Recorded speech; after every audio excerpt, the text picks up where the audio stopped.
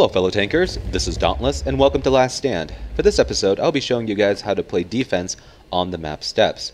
Now Steppes is a great map for playing defense on, and that's why I wanted to show it to you guys earlier on, then hold it off towards the end of this series, just because I really do enjoy playing defense on this map. And it's pretty straightforward, it's not too complicated, the map is very open, and there's a lot of opportunities to farm damage, especially when the enemy team is pushing towards your base from either flank. Now the north has 2 locations, while the south only has 1, but all of them are viable for playing a strong defensive game, and hopefully after watching this episode you'll be able to take advantage of that. So first and foremost, the most important thing that you have to remember when playing defense is knowing when to fall back.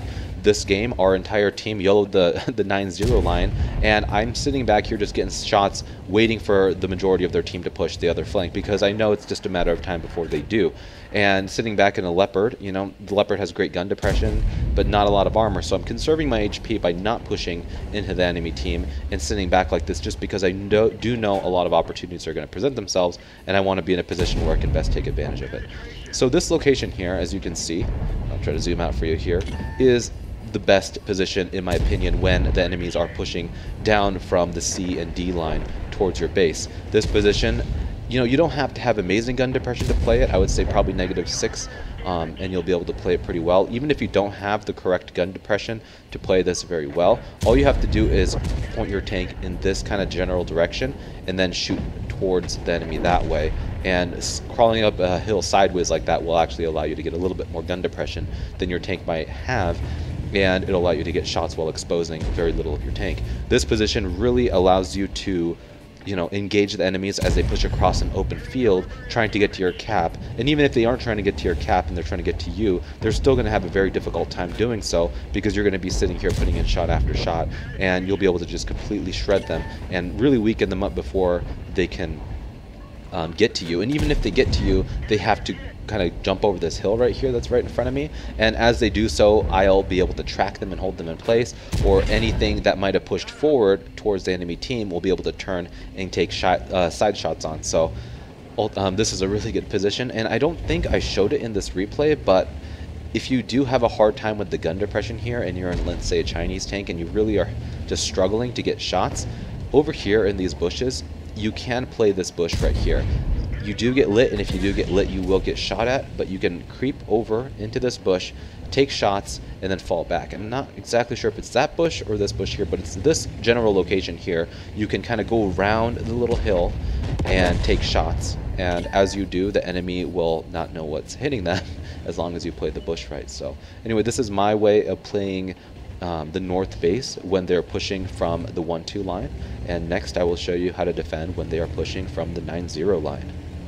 Alright, so when you're on the northern base and the team is just getting absolutely demolished on the 9-0 line, or let's say no one goes the 9-0 line, it's okay to fall back as soon as you can, just because you don't want to be in a position where the team or the enemy team has an advantage.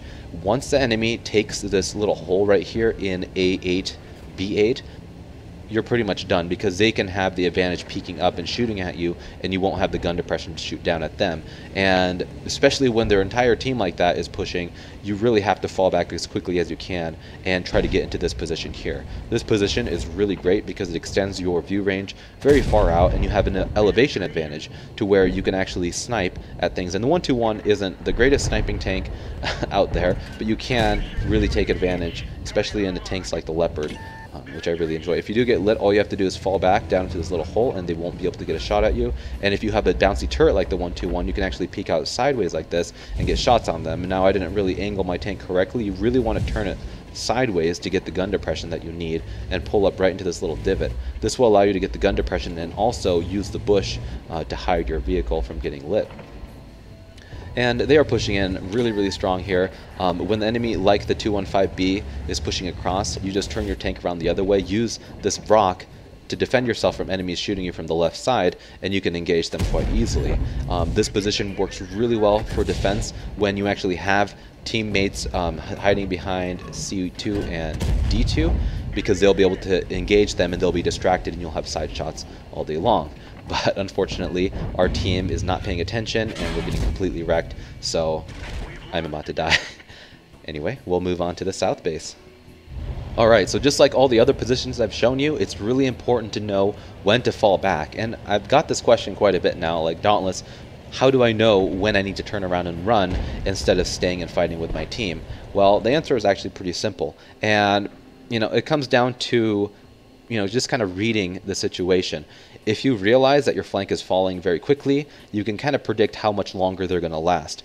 In this situation, let's say it's taking me about 20 seconds to get to this position, and I know how fast my tank is. I'm taking a guesstimation, thinking, okay, it's probably going to take about that long to get to this position, and our flank is maybe going to last 25 seconds. Again, you just have to guess. Well, then it's time to turn around and run, because if you're in a position where your whole flank is fallen and you're sitting there alone, you're just going to get completely overrun. You'll get 1 or 2 shots in and you'll die. But if you want to actually have a higher chance of surviving, higher chance of winning, and a higher chance of getting lots of damage, it's okay to leave your flank, let your allies die and fall back, because you've done the best you can, especially when you're in a low tier vehicle and you're quick enough to get away. I would definitely say do so. Light tanks also are a classic example of this, where you can fall back and actually snipe and do some damage, because if you were in a point blank situation with T-29s and a KV-3, you're just going to get wrecked in a matter of seconds, and ultimately that could lead to your team's loss.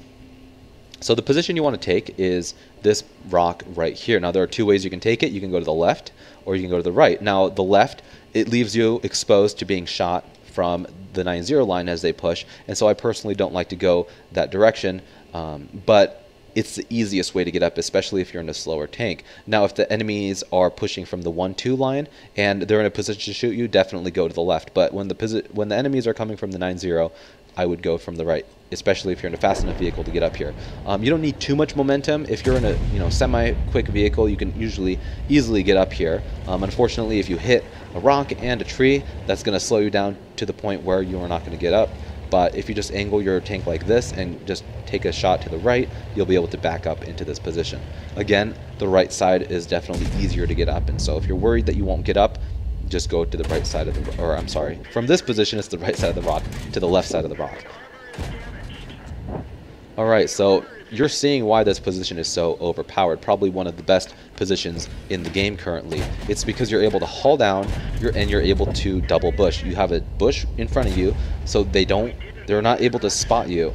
And even if you do get lit, they have a very, very small target to shoot at. And if you're in a tank that has a very bouncy turret, such as a Chinese vehicle, you're going to be able to really abuse this position. And another thing that I would say is that you don't really need gun depression either to play it. The ground is quite level here as long as you're angling your vehicle like this, and you can easily play this position with pretty much any turreted vehicle in the game. Tank destroyers will have a little bit of a harder time just because you have to actually play kind of in the open right here, but there is a big bush that's going to protect you from being lit, so you'll be able to take your time, take the shot, and if you do get lit, all you have to do is fall back behind the giant rock. And it's really, really typical for a couple tank destroyers to camp and stay on the base like this AT-8 has done. And so when the enemies do push out at you, it's very easy to farm the enemy as they're being distracted by your tank destroyers, which is awesome. And I've had amazing games, and I've been able to turn games where there's only a couple of us left against like 8 enemies, and you can just demolish them all just because of this great location. It's really typical too for enemies to push across this way and take shots, and if you're in this bush here, you can easily engage them and even spot them for your allies if they are camping back where this Cromwell B is. If the enemy does decide to push from this direction, I don't actually have a replay of it, but you can sit in this bush here and engage them as they come across here. They won't really expect you to be here. You can get shots at things that are all down here that might be pushing up. And then see where this E25 is? If your vehicle is mobile enough, you can just scooch on down, climb kind of into this bush, and drive up sideways and shoot down that way at the enemy if they're pushing from across here. And again, if they push forward enough, all you have to do is get back into this bush. So you can really kind of juggle both of them and have a really good time doing so. And you can see that, you know, I've already been able to farm like 1400 damage in a couple of minutes and completely demolish that entire flank that was pushing. And again, it was a team effort. It wasn't just me, but I was definitely able to get the most damage out of it because I was in a place of high ground. I had a bush, and I was able to just take advantage as they pushed across, and they were very vulnerable and distracted by enemy or allies. So anyway, guys, hopefully you found this guide to how to play defense on the map steps useful. If you did, I'd really appreciate it if you give it a like down below, and let me know, how you like this series so far. If it's something that you guys want to continue seeing, request maps. I can't, guarantee that the map that you request is going to get be made into the next episode, just because I don't have, I play only a certain amount of games every day, and the games that I do get, it might not be in a position where I'm actually going to be playing defensive, because a lot of the time I will be somewhat aggressive. So usually if I find 2 or 3 positions and I'm able to play them within the last patch, because again, wargaming, every time they patch it, old replays won't work. And so if within the couple months that a new patch is out and I'm able to get a map in our 3 or 2 replays that showcase the map's defensive capabilities, then I will upload that as the next video. And if you guys want to share this with your friends that play tanks, or your clan members, show them these positions so they can use them as well. I think that would be a great way for you guys to learn something and also give my channel some exposure. So again, anyway guys, thanks for watching, and I'll catch you guys later.